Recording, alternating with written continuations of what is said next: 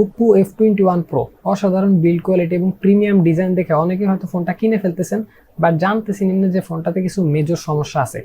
So আজকের এই ভিডিওটা যারা Oppo F21 Pro এই ফোনটা কিনবেন ভাবতেছেন তাদের জন্য।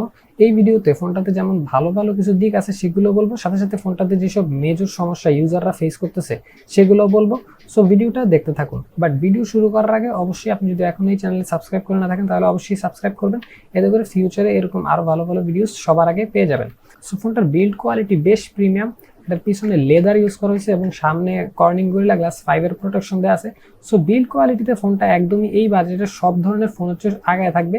বিল্ড কোয়ালিটিতে যেমন একটা প্রিমিয়ামনেস আসছে এবং একটা ফ্ল্যাগশিপ ডিজাইন হয়েছে। সো বিল্ড কোয়ালিটিতে ফোনটা একদম এ গ্রেড পাবে। দেন যদি মুভ অন করি ডিসপ্লেতেও ফোনটাতে ইউজ করা হয়েছে একটা 6.43 ইঞ্চিসের full HD AMOLED 90 hertz screen. Display সেকশনও অসাধারণ একটা ডিসপ্লে ইউজ করা হয়েছে। আপনার যদি প্রায়োরিটি ডিসপ্লে হয় তাহলে আপনি অনায়াসে এই ফোনটা নিতে পারেন। তারপর যদি মুভ অন করি ফোনটার পারফরমেন্স কেমন হবে, না পারফরমেন্সের ক্ষেত্রে এসে ফোনটা একদমই হতাশ করছে। যে কোনো ফোনের পারফরমেন্স নির্ভর করে ফোনটার প্রসেসরের উপর, এবং এই ফোনটাতে ইউজ করা হয়েছে কোয়ালকম স্ন্যাপড্রাগন 680 4G প্রসেসর, যেটা 6 ন্যানোমিটার আর্কিটেকচারে বিল্ড করা।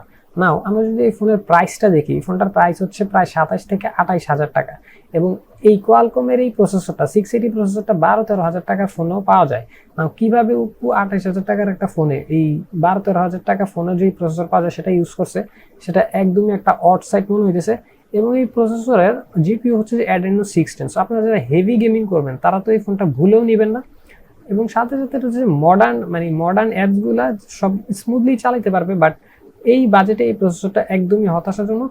পারফরমেন্স যদি আপনার মেইন ফ্যাক্টর হয় তাহলে আপনি অবশ্যই এই ফোনটা অ্যাভয়েড করবেন। এই ফোনটাতে থাকতেছে 8GB র্যাম এবং 128GB স্টোরেজ, যেগুলো হচ্ছে যে হিউজ।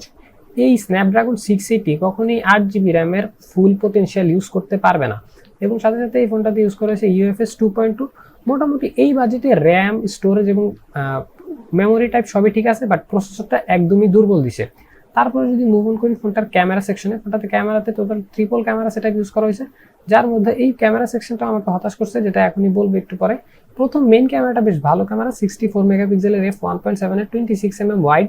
এটা দিয়ে বেশ ভালো ছবি তুলতে পারবেন। দিনের বেলা তো অসাধারণ ছবি আসে, সাথে সাথে রাতের বেলাও কিছু সেটিংস চেঞ্জ করে খুব ভালো ছবি পাবেন। বাট সমস্যা হচ্ছে যে এই ফোনটা মার্কেটিং করা হয়েছে যে ফোনটাতে ফার্স্ট মাইক্রোস্কোপিক ক্যামেরা ইউজ করা হয়েছে। বাট আপনারা যদি একটু কনফিগারেশনটা করে দেখেন তাহলে দেখবেন যে ফোনটাতে ইউজ করা হয়েছে অনলি 2 মেগাপিক্সেলের মাইক্রোস্কোপিক ক্যামেরা। সো এত মার্কেটিং করছে যে ক্যামেরা না, সেটা তো অ্যাটলিস্ট 5 মেগাপিক্সেল দেওয়া উচিত ছিল। এবং পরবর্তী আরেকটা যে ক্যামেরা আছে সেটা 2 মেগাপিক্সেলের ইউজলেস ডেপথ ক্যামেরা, সেটা তো আপনারা সবাই জানেন। সো এই একটা সমস্যা ছিল। দেন এই ফোনটাতে আরেকটা সমস্যা হচ্ছে এটা দেওয়া যখন আপনারা ভিডিও রেকর্ডিং করবেন, এটাতে শুধু 1080p-তে 30 fps এ ভিডিও রেকর্ড করা যাবে, নো 60 fps সাপোর্ট। আমরা এই বাজেটের ফোনে অ্যাটলিস্ট 4K ভিডিও রেকর্ডিং আশা করি। যদি 4K না দেয় তাহলে অ্যাটলিস্ট 1080p-তে 60 fps বা 120 fps আশা করা যায়। সেখানে মাত্র 1080p-তে অনলি 30 fps রেকর্ড করা যাবে আপ টু। সো এটা অবশ্যই এই বাজেটের একটা ফোনে কখনোই কারো কাম্য না। তারপরে যদি মুভ অন করি এই ফোনের সেলফি ক্যামেরাতে ইউজ করেছে 32 মেগাপিক্সেলের f2.4 অ্যাপাচারের একটা ক্যামেরা। এই ফোনটা সেলফি ক্যামেরা হিসেবে এটা বেশ ভালো এবং ঠিক আছে, এবং 1080p-তে এটা 30 fps রেকর্ড করা যায়, 60 হলে ভালো হতো। সো মোটামুটি সেলফি ক্যামেরাতে নো কমপ্লেন, বাট মেইন ক্যামেরাতে কমপ্লেন হচ্ছে যে এটাতে 1080p-তে 60 fps পাওয়া যায় না। তারপর যদি মুভ অন করি ফোনটার সাউন্ড কোয়ালিটিতে, ফোনটাতে কিন্তু এই বাজেটে বা এর চেয়ে কম বাজেটে 20,000 টাকা বাজেটে এখন হচ্ছে যে ডুয়াল স্পিকার সাপোর্ট করে, অর্থাৎ আপনাকে স্টেরিও সাউন্ড প্রোভাইড করবে, যেগুলো শুনতে অনেক ক্লিয়ার এবং ক্রিস্টাল ক্লিয়ার স্মুথ সাউন্ড লাগে। বাট এটাতে only single bottom fire speaker use করা হয়েছে, যেটা অবশ্যই বাজেটের একটা ফোনের জন্য একটা কনস। অর্থাৎ আপনি লাউড স্পিকারে সাউন্ড ক্লিয়ারিটি তেমন একটা ভালো পাবেন না, অথবা হচ্ছে যে একটা প্রিমিয়াম সাউন্ড আসবে না। 3.5mm অডিও জ্যাক যারা পছন্দ করেন তাদের জন্য সুখবর, যেটাতে 3.5mm অডিও জ্যাকটা রাখা হয়েছে। সো এটা একটা ভালো সাইড। দেন এখন যদি ফোনটার আরেকটা মেজর সমস্যা নিয়ে কথা বলি, সেটা হচ্ছে যে ফোনটার in display fingerprint scanner. Now super AMOLED screen হওয়াতে এটাতে ইন ডিসপ্লে স্ক্যানার ইউজ করা হয়েছে, যেটা খুবই ভালো। ফিঙ্গারপ্রিন্ট স্ক্যানারগুলো সাধারণত সাইড মাউন্টেড হয় এই বাজেটের ফোনে, বাট এটাতে যেহেতু ইন ডিসপ্লে দিচ্ছে খুবই ভালো লাগছে। বাট সমস্যা হচ্ছে যে এই ফিঙ্গারপ্রিন্ট স্ক্যানারটা অনেক স্লো। সো আপনি সাধারণত ফোন কিন্তু দিন অনেকবার আনলক করতে হয়, এবং প্রত্যেকবার যদি আপনি এই স্লো ফিঙ্গারপ্রিন্ট স্ক্যানারটা দিয়ে আনলক করতে আপনার বিরক্ত লাগবে। সো এটা একটা মেজর সমস্যা। এবং তারপরে আরেকটা সমস্যা হচ্ছে ফোনটাতে ইউজ করেছে অনলি 4500 mAh এর ব্যাটারি। এই বাজেটের মোটামুটি সব ফোনে কিন্তু 5000 mAh ব্যাটারি ইউজ করা হয়।